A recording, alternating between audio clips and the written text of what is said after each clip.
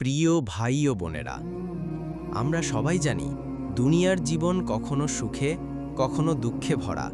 কখনো মনে হয় আল্লাহ আমাদের দোয়া কবুল করছেন না, সব দরজা বন্ধ হয়ে গেছে। তখন হতাশা আমাদের ঘিরে ধরে। কিন্তু আসলেই কি আল্লাহ বান্দাকে ছেড়ে দেন? না, আল্লাহ তো বান্দাকে সবচেয়ে বেশি ভালোবাসেন। আল্লাহ তাআলা কুরআনে বলেছেন, অতএব নিশ্চয়ই কষ্টের সাথে রয়েছে স্বস্তি, নিশ্চয়ই কষ্টের সাথেই রয়েছে স্বস্তি। সূরা ইনশিরা 5-6। দেখুন, আল্লাহ একবার নয়, দুইবার এই সত্যটি বলেছেন। মানে হচ্ছে, কষ্ট কখনো স্থায়ী নয়। যেমন অন্ধকার রাতের পরে সকাল আসে, তেমনি দুঃখের পরে সুখ আসে। রাসূল সাল্লাল্লাহু আলাইহি ওয়াসাল্লাম বলেছেন, মুমিনের জীবনে কোনো দুঃখ, কষ্ট, রোগ, বালা, মুসিবত, এমনকি কাটার খোঁচাও যদি লাগে, আল্লাহ তা দ্বারা তার গুনাহ মাফ করে দেন। সাহিহ বুখারী ও মুসলিম।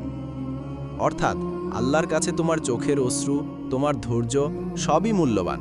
প্রতিটি কষ্টের বিনিময়ে আল্লাহ তোমাকে গুনাহমুক্ত করছেন, জান্নাতের পথ সহজ করছেন। ভাই ও বোনেরা, তুমি হয়তো আজ দুঃখে আছো, একাকী মনে হচ্ছে, জীবনে সফলতা আসছে না। কিন্তু মনে রেখো যে আল্লাহ তোমার দোয়া শুনছেন। আল্লাহ জানেন তুমি কতটা কষ্টে আছো।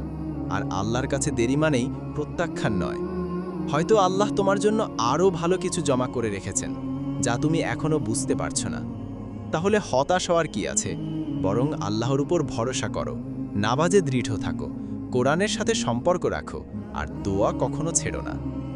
চলুন আমরা আজ থেকে প্রতিজ্ঞা করি, যত কষ্টই আসুক না কেন, আমরা আল্লাহর উপর ভরসা করব, ধৈর্য ধরব, আর সর্বদা বলবো, হাসবি আল্লাহু লা ইলাহা ইল্লাহু আলাইহি তাওয়াক্কালতু ওয়া হুয়া রব্বুল আরশিল আযীম।